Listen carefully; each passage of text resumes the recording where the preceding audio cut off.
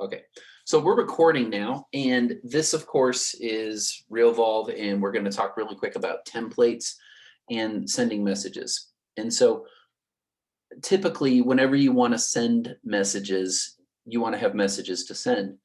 And so, the first thing I want to do is I just want to go into the templates area really quick here, and I'll do a quick shameless plug for people who, want it. I don't have the last couple months current version, but if I just type in RV here in my little search bar here, I do have a group of newsletters that, we've had in the past, so this was like September 2020. And, for $9.99 a month, you can get the Realvolve newsletter. And basically what we do is we send you a code and you download the newsletter and then you can send it. And things like team name, current date, if we scroll down a little bit, current user first name, and down here it would auto create a signature for you. This is just our signature. And the thing that I would just kind of encourage everybody to think about is this. You should probably have different tiers of newsletters and things like that that you would regularly send out. Like you probably have like a VIP list, and that VIP list maybe merits some sort of ultra personal thing. Uh, but you also just have an overall general list. You're If you were to go do this yourself, or if you're office person or whatever millennial you hired to do this, it's probably going to take them 3 or 4 hours to do it. And you need to ask yourself the question, well, how much is 3 or 4 hours of labor cost? How much is my 3 to 4 hours of work? I'm not trying to be super super you know uh, not trying to kiss up here, but most of you are probably bottom level, worth about $100 an hour. Ideally, it'd be better if we can all get up to that point where we're closer to like 150, $200 an hour. But as the deals start falling, things like that are more possible. Here's my point. This little guy right here is not worth your financial time to take 2 hours to design a newsletter. That's why I say for 10 bucks a month, you can have something that you can send out that's serviceable, that's appealing, that looks good.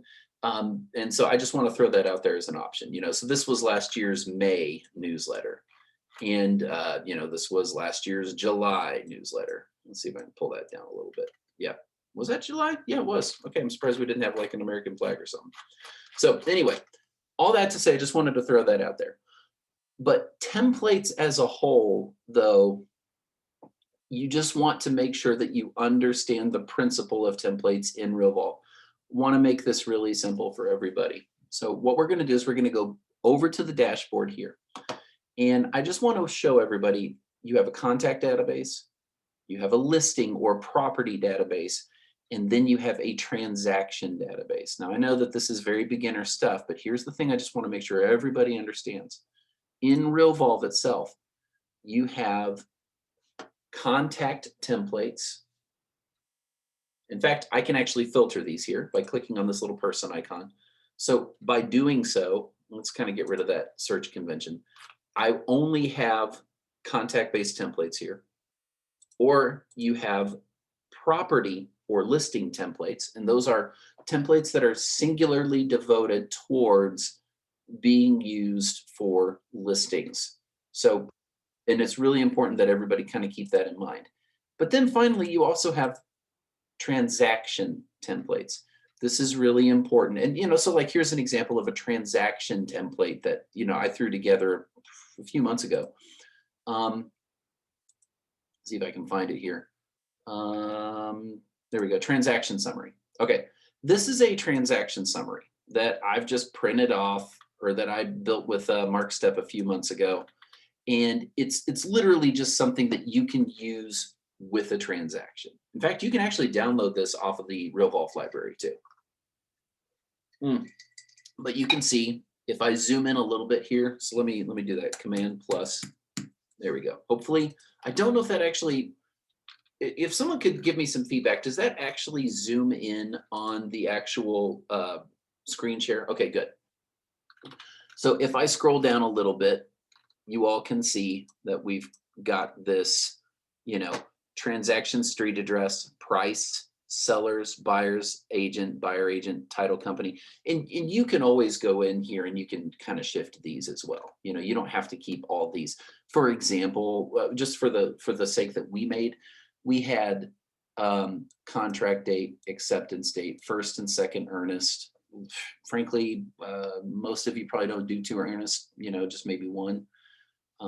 It's probably what, 12 to 20%, something like that. Of what you're, you know, typically somewhere between $2,000 and $5,000. Title commitment due, home inspection, termite, financing, contingency, and closing. So that right there, that's just what we put in there. But the good news is, like, you know, what is a date that someone could give me that, you know, you, instead of second earnest money due, what's another date that one of you might use while you're under contract?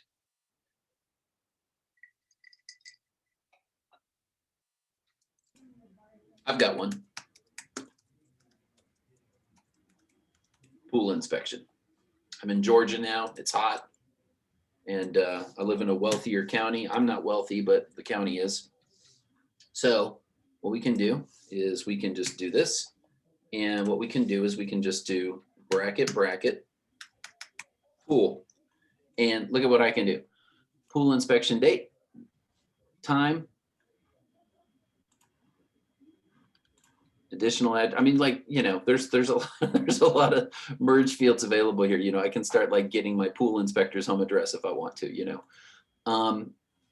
But right here, we're just going to do time or date. And then we're just going to do at, and then we're going to do bracket, bracket. I'm going to type in the word pool again, and then we're just going to do pool inspection time. And so I wanted to do that because now if I, you know, were to go into a transaction like 110 East Freeman, and I were to go into my transaction tab here, I've got a list of dates that I could use. For example, let's just add a date really quick here. Let's go find LMNO pool inspection date. We're going to add that. So now I've got pool inspection date, and I could do, oh, I don't know. Let's say, let's use September 17th at 3:30 p.m. There we go. So September 17th, you know, 3:30 p.m. And so now I could, if I were to use that transaction summary, it would autofill September 17th, 2021 at 3:30 p.m. So like it would automatically fill those things in. So you have these really cool transaction summaries. You have notes, like transaction hashtag note. Well, that's going to actually be filling in. Actually, which one is it going to fill in? Is it? I think it's going to be this one right here, important contract notes. So it would just, whatever I've got in there, it would automatically fill in. So point of all this is you can have some really powerful transaction templates. Now we got a chat here. Let me check this. Roof inspection. Sorry, Stephanie, that I missed that. Yeah, roof inspection is perfect. By the way, sorry for the clanging of the ice. There we go. So anyway, I'm not going to save this just because I want to keep the original, but let me zoom back out a little bit. That right there is just a typical transaction summary. And by the way, I could send this to every party in the transaction once I feel like I'm able to fill this thing out completely.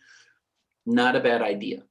Or maybe just having a monthly or a weekly, you know, update. Like let's say your admin or your office manager / transaction coordinator, you know, is keeping track of everything. How would you love it if, you know, let's say as the, you know, as the agent, you know, you're busy spinning several plates in the year, you know, you're working, you know, 5 or 6 transactions.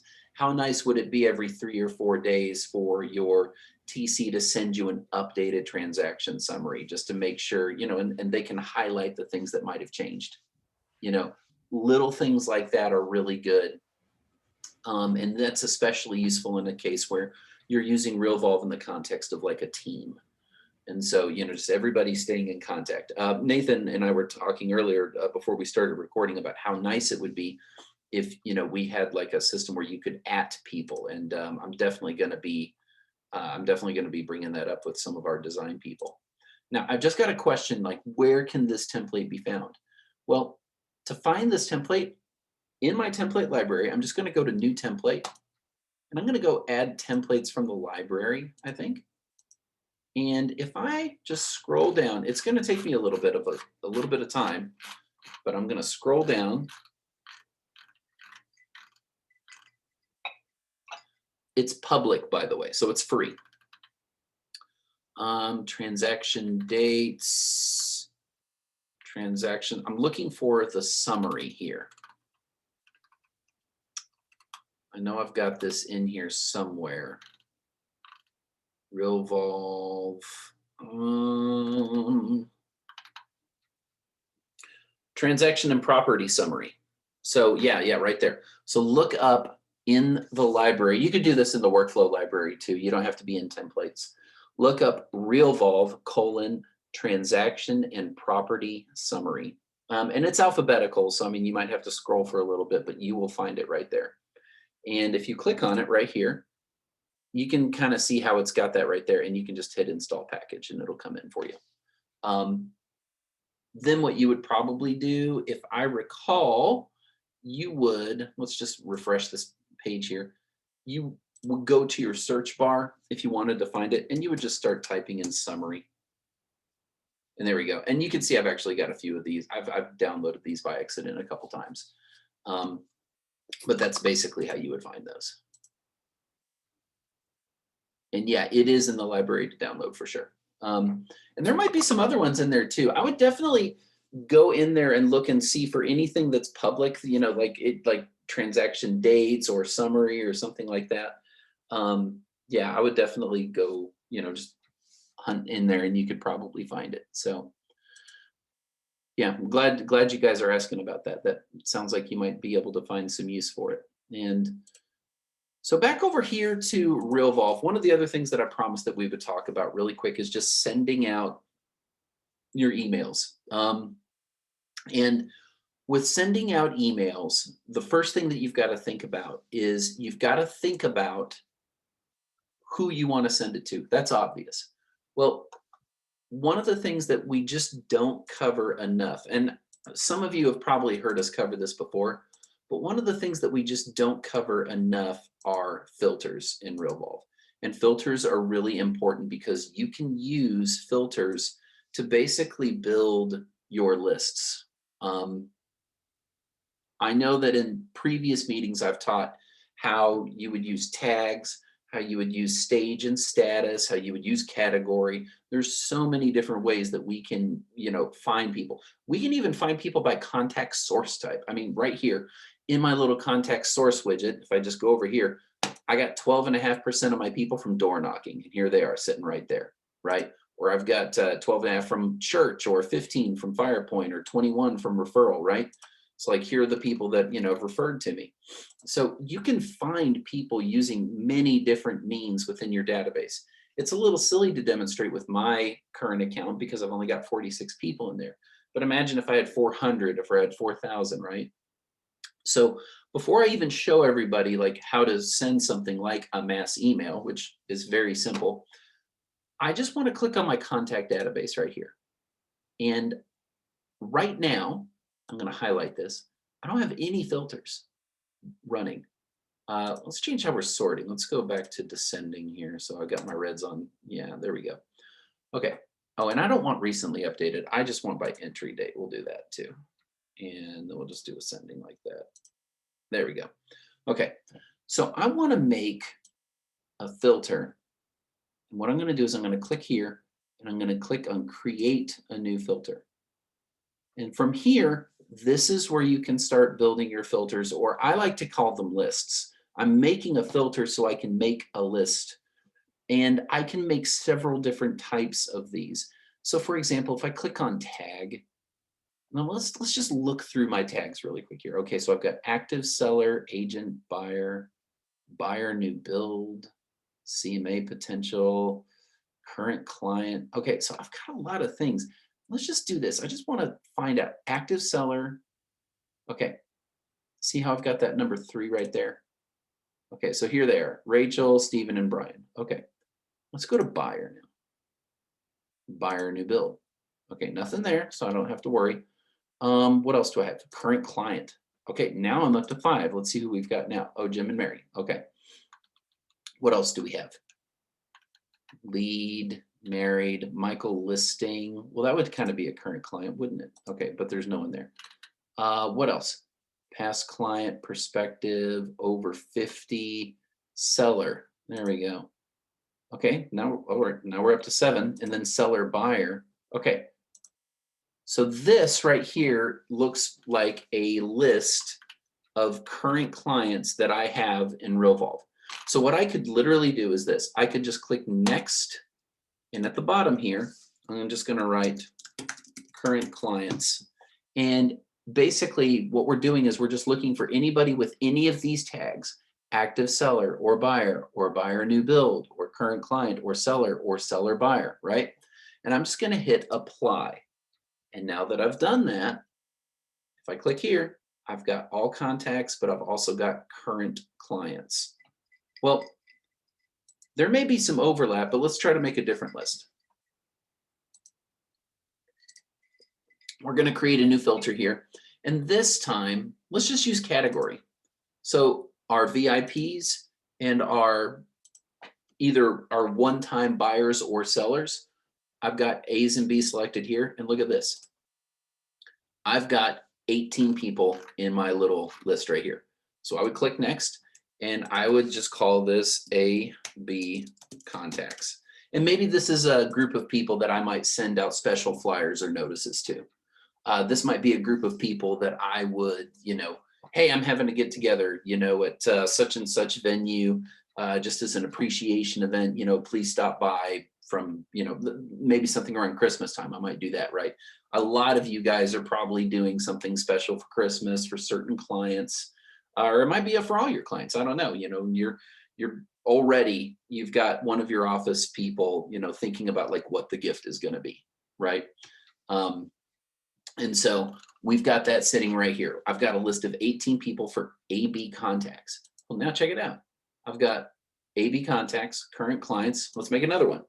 Now this time though, let's go back to, I don't know. Let's go create a new one. Final one, maybe let's go to source type.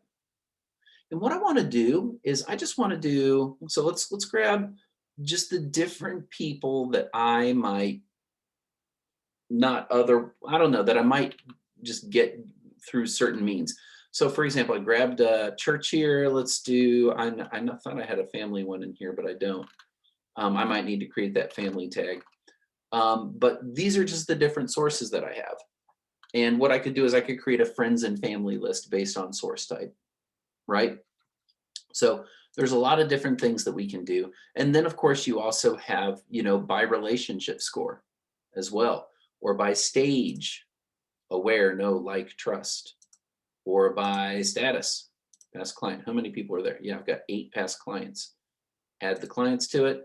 Yeah, 16 people, right? It actually mirrors my AB list pretty well. The point is, get yourself a list. Here's one that I really like. Let's go to others and let's do contact without email. I've got 14 people here that I don't have an email for. So what I can do is I can click next and I can call this my update list. We're going to hit apply. And at this point, I'm going to do maybe a couple things. Like maybe I don't have their emails, but I do have their mailing addresses, just as an example. So what we could do, if we wanted to, is we could, first of all, try to update the addresses here. And then once we've done that, what I can do is I can select all these people, and I can go over here to export contacts to a CSV, and I can, export. Well, first of all, we'll combine secondary and primary and hit export. And I will choose my quick export mic list. Okay, so first name, last name, address, mobile, phone, email. And what I can do is I can just really quickly populate a spreadsheet that I can then use to print labels so I can send out like a mass mailer, because I want to get in touch with these people. Like maybe I want them to open up the mailer, get some sort of alert about my FirePoint website, or whatever my other website is. Either way, I'm trying to get them to register with me so that I can get their email so I can start sending them updates. But if I were to click export here, Realvolve is actually going to contact me or let me know whenever this exported list is coming out. Oh, actually, here we go. So I just got this. You have chosen to, and here's my list. So I can just open this with Excel, and this will open here in the next couple moments. By the way, just as an aside, we do try to give you as much of your information as possible. If you ever have to like export your whole list or something like that from Realvolve, we don't ever want you to feel like you're, being held prisoner or anything like that. There are certain things that just aren't practical to export. But here we have our little spreadsheet here. And, yeah, it turns out I'm really just missing some addresses, aren't I? And main phone and main. This is not a good list, but there you go. But that's kind of what it would look like if you were to export a list from Realvolve. And you can choose whatever parameters or fields you want to export. You don't have to just do the ones I did there. And so there's that. We're going to say don't save. But let's go back over to our AB contacts. And we're going to click on these arrows here. And we've got an event coming up here in the near future. You will find today's recording on the Facebook group on the Facebook wall.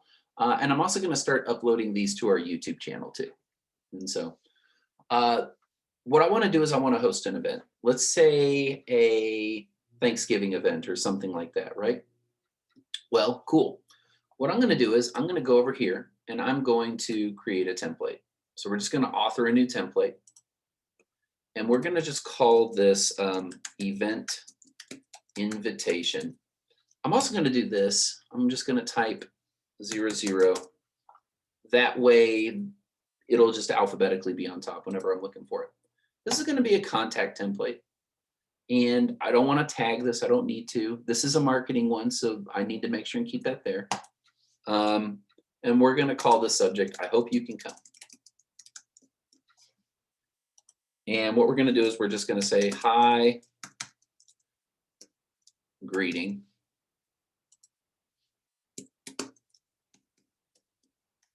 It's Michael from Big Mike Real Estate.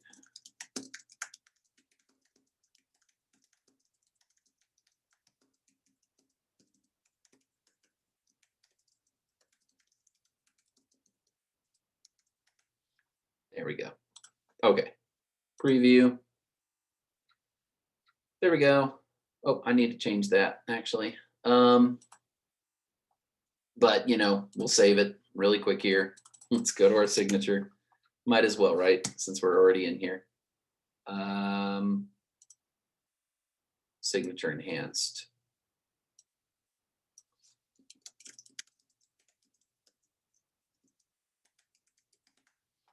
Save. There we go. Back over to here. We're going to select all. Going to hit our little email button. And I'm going to select my template, event invitation. Let's show our preview. Hi, Kaylee and Mike. It's Michael from Big Mike Real Estate, and I wanted to give wanted to invite you to. Kind regards. Boom, send email. And then later, once all that's done, let's refresh our browser really quick here so you can see this.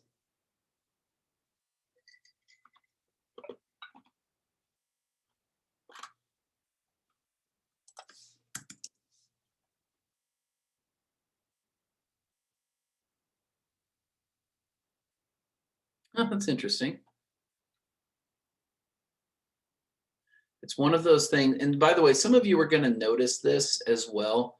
Every once in a while, you can move a little too fast for Realvolve. And as a result, you will actually, this is kind of funny.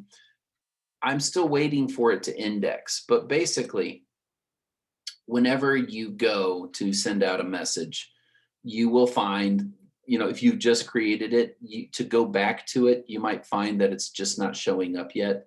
If I click here though, I can actually check the stats of whatever I've sended or sended, delivered, open, clicks, all of those good things right there. And I've often on calls with people gone through, their, I guess for lack of a better word, their sending history just to see, how those things, turned out. And they're often telling. But either way, this is the newsletter. We could send the email if we wanted to. I don't want to. I'm not trying to do that right now, or the invitation. But that's essentially how you would send out a mass message. So just to cover really quick in terms of review, let's check this. You can create a list in Realvolve. You can create a list using tags or categories or source type or stage or status, and you can send out mass emails. Generally speaking, you want to send out something that you've made in advance. You don't want to sit there with your list all pulled up like this and like compose your email sitting right here. Like, you want to go ahead and have it in a template form. Also, just so that you can save it for later. And then you can send to your, mass audience. In my case, it was going to be 18 people. But now that we've done that, here's an invitation here. I can check on the stats of how the event invitation performed, and I can adjust things accordingly. And so that really is the long and short of, Realvolve templates, sending messages through Realvolve, and also making sure that you've made a list that you send to in advance. I also was able to touch on a little bit how you would export your Realvolve database if you need to as well. I want to show that one more time though, just for anybody who has any doubts about it. If you click on your contact database here, and you can make a list. So I could do my current clients, or I could do my update list, or my AB contacts, or I could just go all contacts. And if I were to click here on my arrows, I now have my full list, and I'm going to click on this. So I've selected everybody. I'm going to select this little grid. And this point is really key. You can keep all contacts individual, or you can recombine spouses, because in Realvolve, we separate spouses out. I'm going to go ahead and recombine.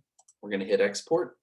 And at this point, I can set what I want to send out, or I can just go to a quick export like this, and we can just hit export.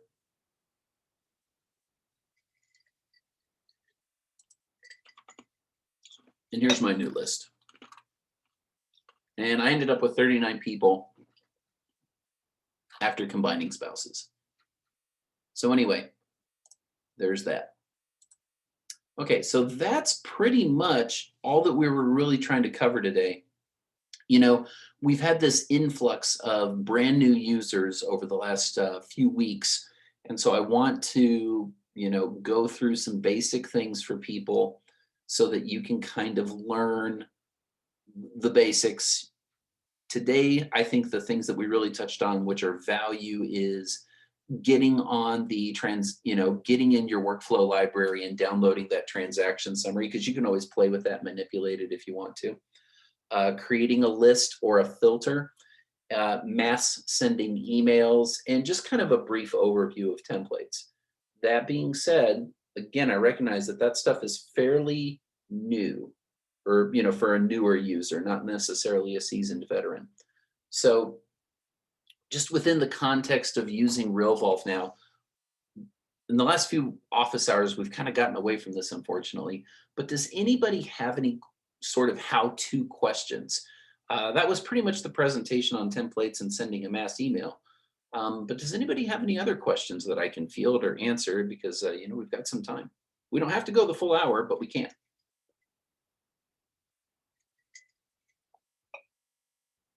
We'll go to dashboard there too.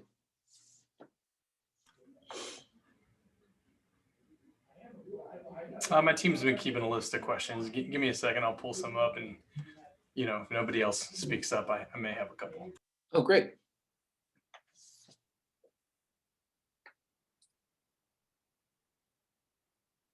And listen, guys, I am never afraid to tell you if I don't know the answer to a question. But I'm always happy to work to track it down for you if I don't know an answer. So and that goes for everybody. So don't be afraid of putting me on the spot or anything like that. So Mike, can you hear me? Hello?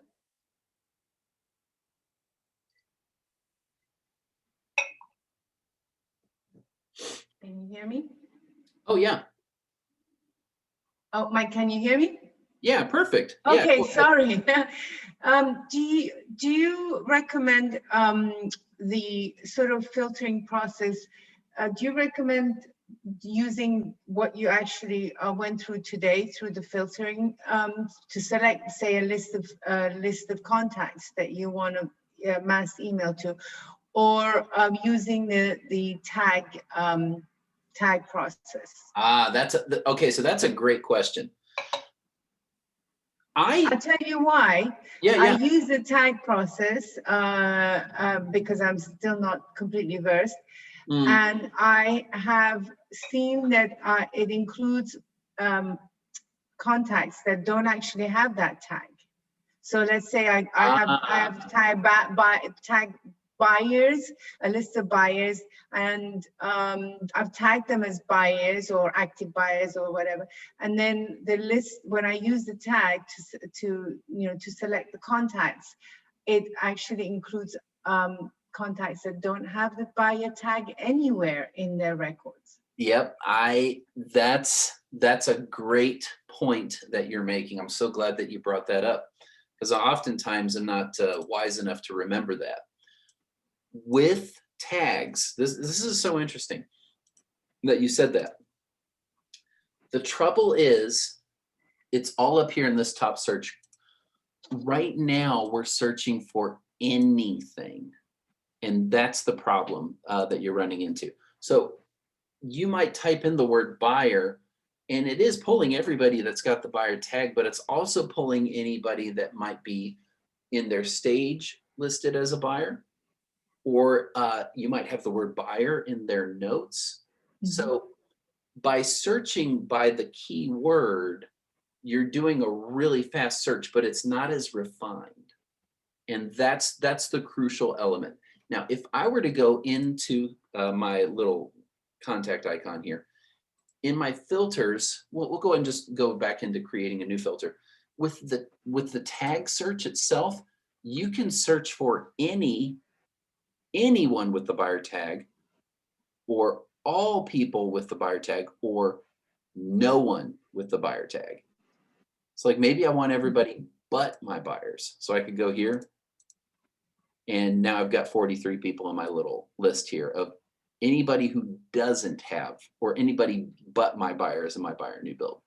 And so creating a filter like that, just to kind of simply answer your question, that is the most precise way to work it, because whenever you type something in, you're actually searching for anything that might have the word buyer in it. And so that's the reason why that's a little sloppy. Okay. That's a Thank great you. question, by the way. Cindy's asking for some, or what? No, it's not. It's not actually Cindy. I don't think. Or actually, is it? Is it you, Cindy? I think it is. Maybe, I don't know.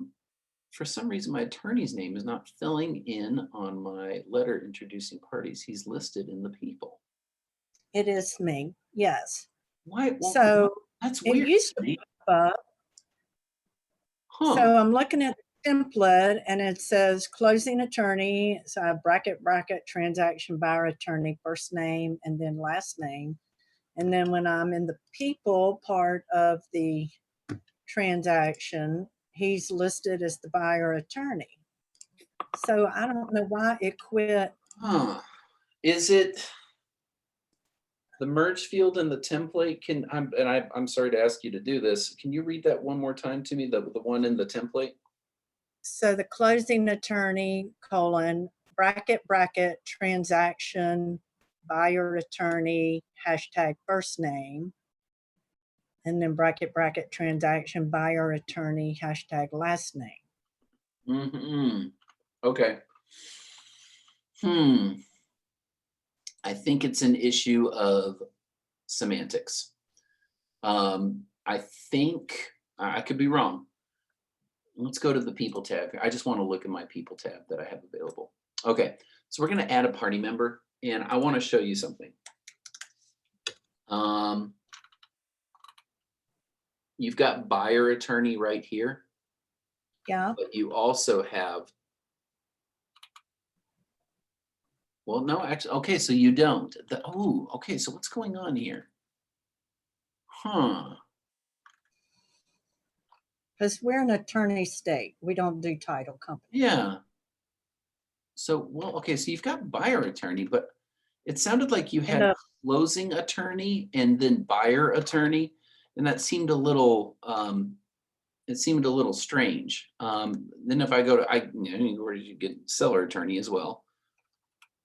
But I thought there was like a closing attorney field in here too. Like, I guess what I was thinking was you've got, I didn't know if you have the right merge fields mapped up or, fully connected. yeah, because I think I looked at, Hmm.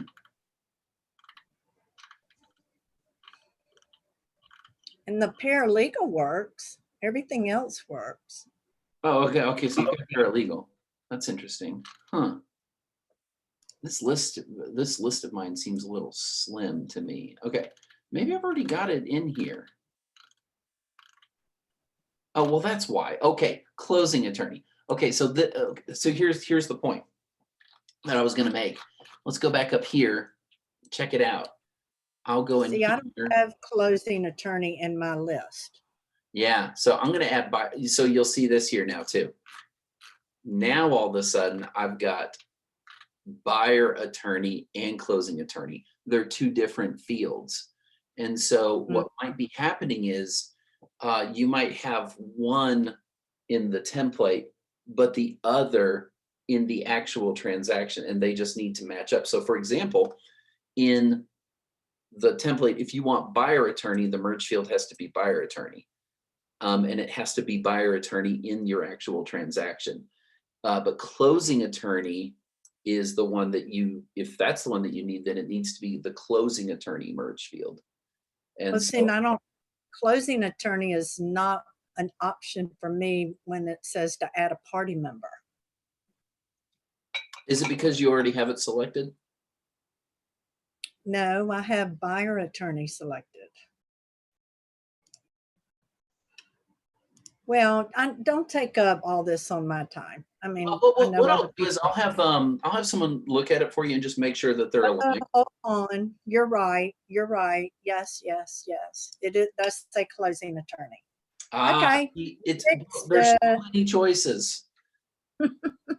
Okay, I just need to change it in my template to say closing attorney. Perfect. Yeah. That's pretty much all that you've got to do, and then they will match up. But listen, there are so many people who never get a chance to, kind of get that figured out. I really appreciate you putting yourself out there and asking about it. So, all right, thank you. yeah, Yay. absolutely. No, that's good. So, Nathan, I want to switch over to you because I know that you had some questions for me. What do you got? No, it's all good. Thank you. So is there a fast way to create a listing directly from a specific contact record? In Top Producer, what we could do is we could take a contact record and they just have a button say create listing. And I didn't know if Realvolve had something like that where we quickly just take it from a contact record directly into the create listing section. We don't. Part of me thinks we should, or I would like it if we did. Because I know what you're thinking.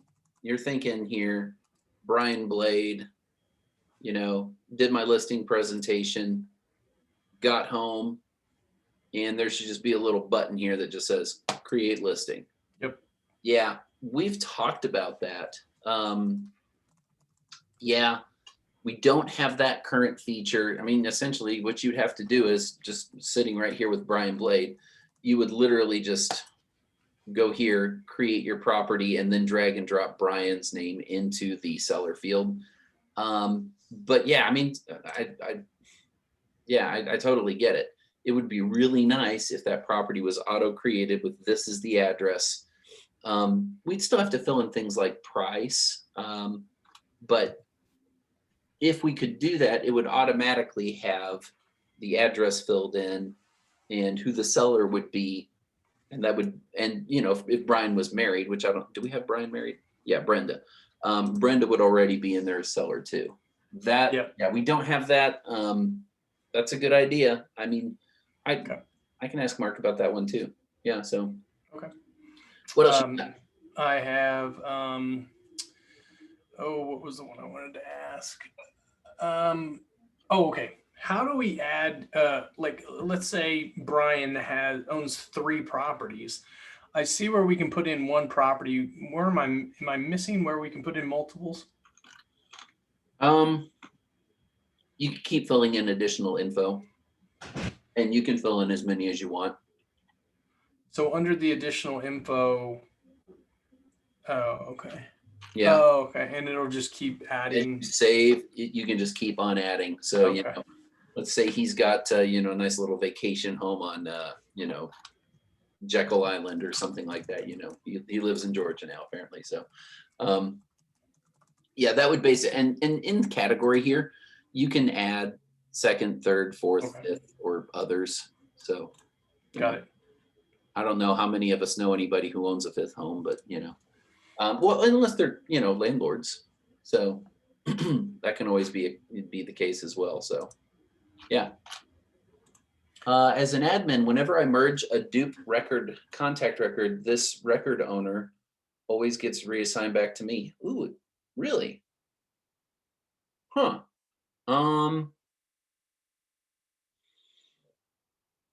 I've never heard of that before. That's interesting. I don't know if that's the way it's supposed to work or not. I do know this. If you go to that contacts record after you've merged it, you can always go to record details and you can change yourself. You probably already knew that. I would need to find out if that's supposed to happen or not. In theory, only a record owner would have permission, or only an admin would have permission to do something like that. Because I mean, that's a really big deal. You know, you've got 2 different John Smiths. You know, you don't want to just have anybody, you know, willy-nilly reconciling those without, you know, going over it with you first. I don't know if it's supposed to operate that way, but that's interesting. Whenever you merge a record, you get reassigned as the default record owner. That's interesting. I'll look into that.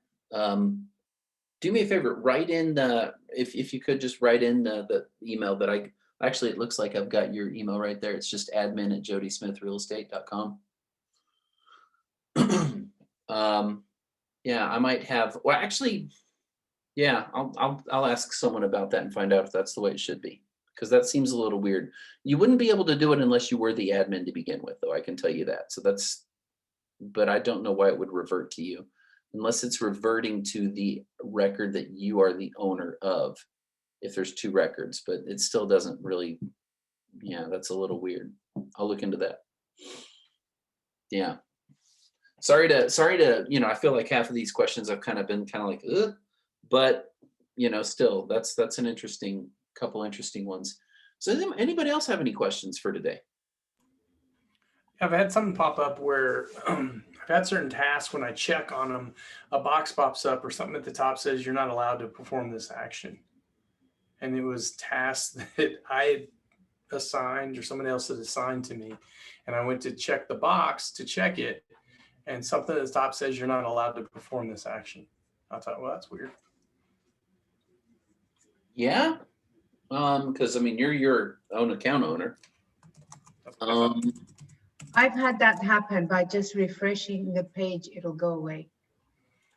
Well, we did that too. And I thought, well, maybe there's something else I'm missing there. But that's kind of my first thought was I'm moving faster than the system, which seems like happens quite a bit. Yeah, it does. That's you know, about once every year and a half, they have to do like a speed update, and we're about to the point where we're about to probably needing to do it again. I'll report that though for you. Because, well, I mean, we all saw it earlier just a few moments ago, how I, really quickly created that template. Then I went back to it and I had to like refresh the browser a couple times to see it done. So yeah, I'll be able to point to that, and I'll be able to report your case as well, Nathan.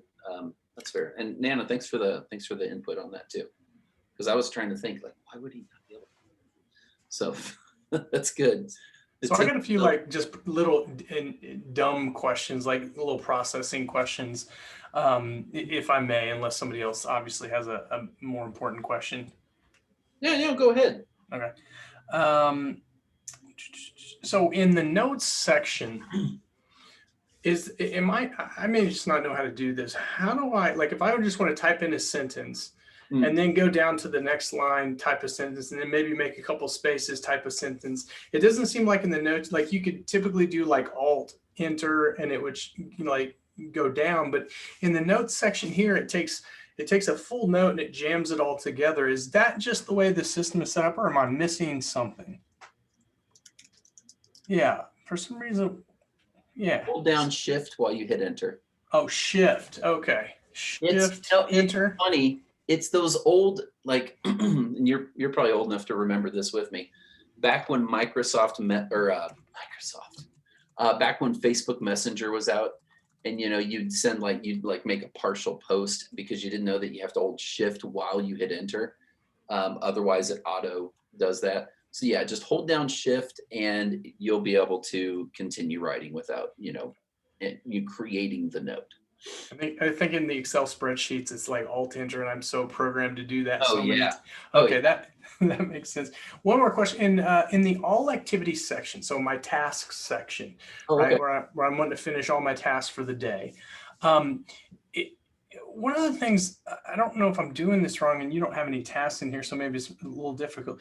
At the top, typically in most spreadsheet versions, you can click on the top tabs and it'll organize everything like A to Z or A to B or in a date order. And I've noticed on this, it doesn't allow me to do that, which usually if I'm trying to do my tasks, I want to line up every property task with a specific property. And it doesn't allow me to organize everything from the top. And I thought, am I doing this wrong? Or this seems like an efficiency breakdown. No, you're not. I don't think you're doing it wrong. Obviously, you've got complete and incomplete, which is not necessarily relevant. By tag, by the way, for those of you who kind of wondered, well, why do we create a tag whenever we have an activity? Because you can actually sort your activities by tag. So that's the reason why. You can sort by due date, priority order, recently added, address. Well, okay. Maybe by selecting address, it might group them together. Because in theory, a listing activity would be tied to that listing, which has a certain address. I've never tested that out, to be honest.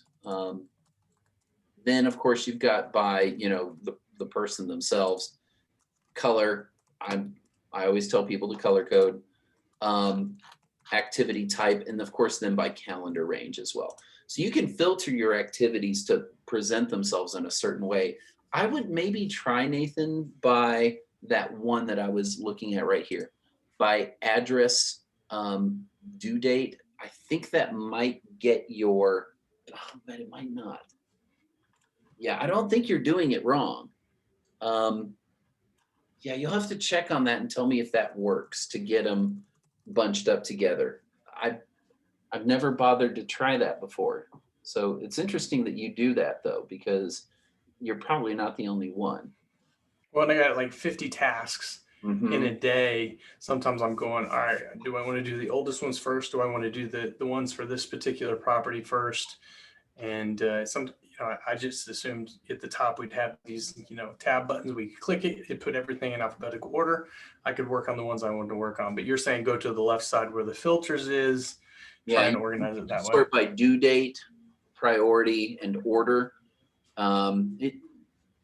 I don't know, this last one, I don't fully know what this one does, but I give it a shot the next time you've got like a whole bunch of activities and see if that, aligns them. And you can always, of course, go by due date as well, but in theory, you're logging into Realvolve and doing the day's activities and not worrying about yesterday's because you did yesterday's yesterday, but the world isn't perfect. So yeah, that's what I would suggest at least. But if that's not working, or if that's not giving you the type of filtering that you want, yeah, let me know next week, so we can talk about it some more. Because yeah, every time we do these office hours and you guys kind of hit me with some of these smaller things, I actually think it's really good because that tells me where maybe our site isn't as intuitive as it could be. And so, Just so you know, I did just try that and it was nice. It put it in, well, eh, oh, no, I thought it did put it in. It put it per due dates, but then it put all of the tasks associated with one property together, which that did answer that question. So it does to some degree. I'll have to play with it a little bit and then I give you some feedback. yeah, no, I'd love it. I'd love it. Well, listen, guys, seriously, thanks everybody for coming today. I think for a lot of the noobs who watch the recording, I don't mean that in a pejorative sense, but for our new people, we'll say noob seems a bit demeaning. For all of our new people, I'd say the first part of the call is going to be super informative. But really, even for people who would have lasted through the whole hour with us, I think that there was plenty to grab onto. And so I don't know what we're going to talk about yet next week, but if you have any suggestions, drop them in the Facebook group and we'll consider it. So looking forward to seeing everybody again, and appreciate you guys. We'll talk soon.